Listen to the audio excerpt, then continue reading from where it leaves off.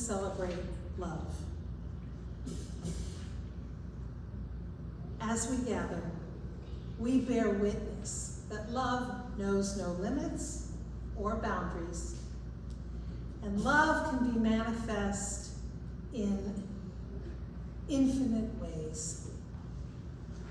May we be creative in emulating the love of God as we see it in Jesus. Amen. Amen. The requested sermon topic that we address for today is, what does love your enemies really mean? Good one. We heard the teaching from Jesus about that today. Jesus instructs his followers to love God, love their neighbors, love themselves, and love their enemies. This teaching, love your enemies, is one of the core teachings that's agreed upon by scholars as being authentic to the historical Jesus. We think he really did say, love your enemies. It is radical. It is unsettling. It is controversial. According to Father John Deere, priest and peace activist who spoke to us some months ago, this teaching is the most revolutionary text in all of human history. The command to end war and love our enemies. Deere goes on, these are the most radical, political, revolutionary words ever uttered. We see love of those who could be considered enemy in the tradition we have of the ministry of Jesus. He was known for lifting up those who were hated or forgotten or looked down upon, those who were considered other, like the child of a Roman soldier, like the Samaritans, like tax collectors, like the poor widow, like those with leprosy, like so many who were considered less than and hated by those around them. But Jesus offers them the love, the grace, and the generosity of God. He offers food, healing, and community. There's not a whole lot of room for making the designation of enemy in the teaching, love your enemy, more palatable or convenient. And in the first decades of the emergence of the church, the dictate, love your enemies, was taken as it is. When the church became an arm of the state under Constantine, that changed. Love your enemies was shelved, sidelined, redlined, subverted, ignored, and perverted to suit the power aims of those in charge of the church and the state. It's just too radical, too unrealistic, too impractical. But what does it really mean? Well, let's look for a moment at the enemy part. Who is an enemy? Most times when the term is used in the Gospels, it refers to people who see Jesus' followers as their enemies. Enemies are those who don't like or even hate Christians. So it's not that the Jesus followers hate anyone, but enemies are the people that hate them and don't like them. Today, in reference to this command, love your enemies, people often say, oh, I don't have any enemies. I don't hate anyone. Okay, but what about the people who hate you? People who harbor ill will toward you for some reason. According to the New Testament, those are enemies. And we know from sense that we, as Americans, are hated by different people around the world. We may not hate them, we may not bear ill will toward them, but even so, for various reasons we are hated, so we do have enemies.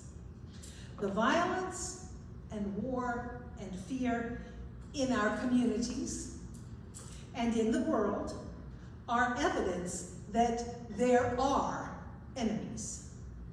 So there's really no hiding behind, I don't have any enemies, I don't hate anyone. When you say that, you can just brush this teaching aside. But that doesn't hold up. And this teaching compels us to think about what it means to love those who hate us or who wish us ill. So we turn to the term used for love. It's agape.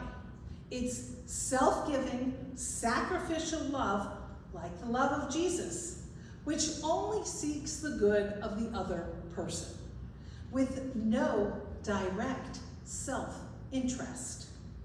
And this concept is extended beyond self, neighbor, and stranger to enemy. In the Gospel of Luke, the teaching is explained, "To those who hear me, I say, love your enemies, do good to those who hate you, bless those who curse you, and pray for those who mistreat you. When they slap you on one cheek, turn and give them the other. When they take your coat, let them have your shirt as well. Give to all who beg from you. Love your enemies and do good to them. Be compassionate as your loving God is compassionate. Don't judge, and you won't be judged. Don't condemn, and you won't be condemned.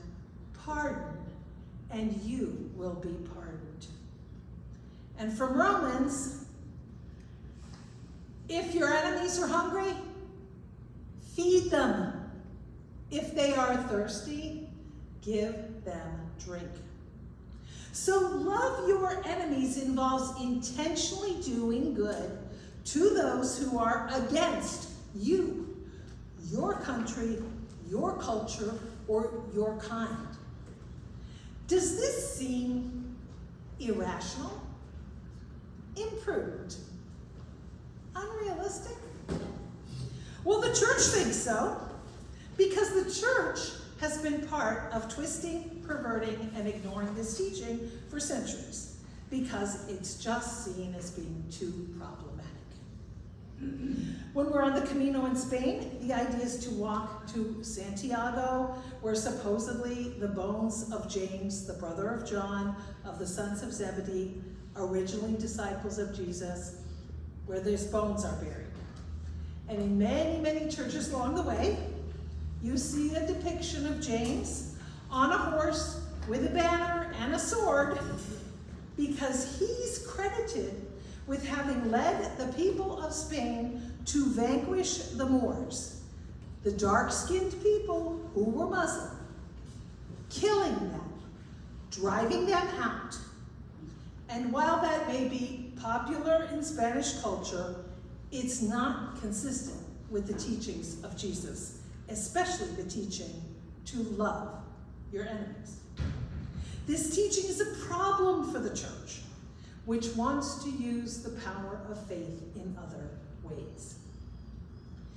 There's just war theory, efforts by the church and philosophers to define what constitutes a just war.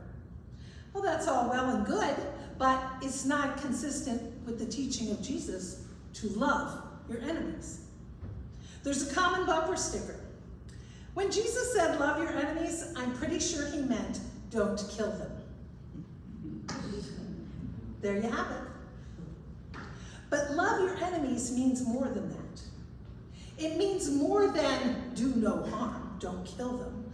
Love your enemy means intentionally doing good, helping, taking care of your enemies. This involves seeking the highest good for those who are your enemies. It means respecting their right of self-determination. It means seeing that the enemy has what they need to live and thrive, like food, shelter, healthcare, water, education, arts, recreation, safety, and security. Love your neighbor.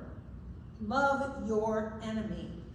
It means being part of seeing that those who consider you an enemy, even if you don't think you have any, making sure they have these things and are taken care of. Now, earlier in the service, we had these conversations about how we've given and received love in our lives. To love your enemies is to show this kind of love, of sacrifice, of generosity, of goodwill to those who hate you and wish you ill. That's what love your enemies really means.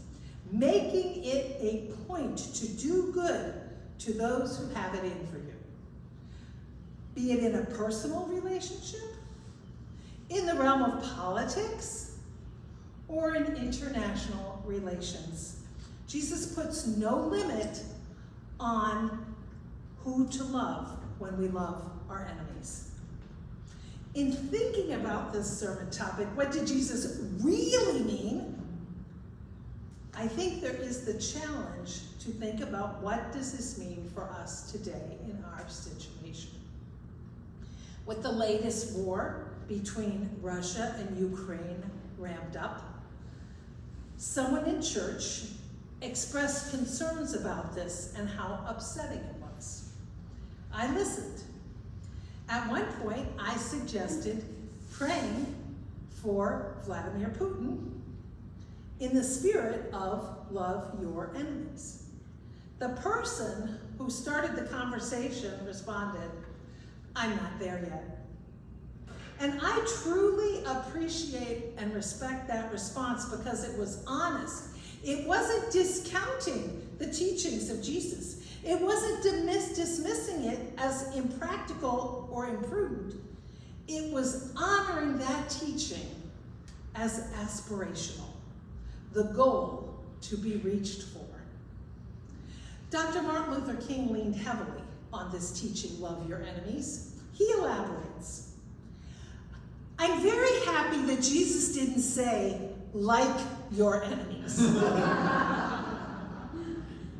Because it's pretty difficult to like some people. Like is sentimental. It's pretty difficult to like someone bombing your home. It's pretty difficult to like somebody threatening your children. It's difficult to like congressmen who spend all their time trying to defeat civil rights. But Jesus says, love them. And love is greater than like. Love is understanding, redemptive, creative, goodwill for all. And it's this idea that is the whole ethic of love, which is the idea standing at the basis of the student movement for racial justice. Love your enemies. What does it really mean? It means doing good for those who hate you. We can think about what it would be like if the billions spent in our country on armaments were redirected to clean water, food, infrastructure, education, healthcare, for people in countries that are considered enemies, as well as for everyone in this country.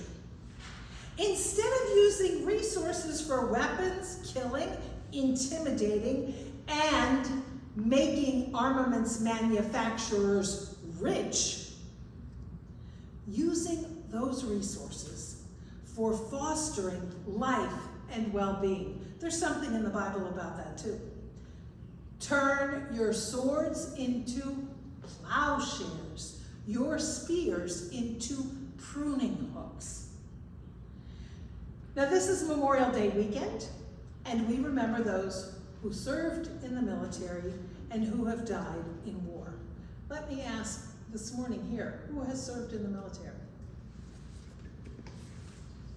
Michelle, thank you. You can clap for her.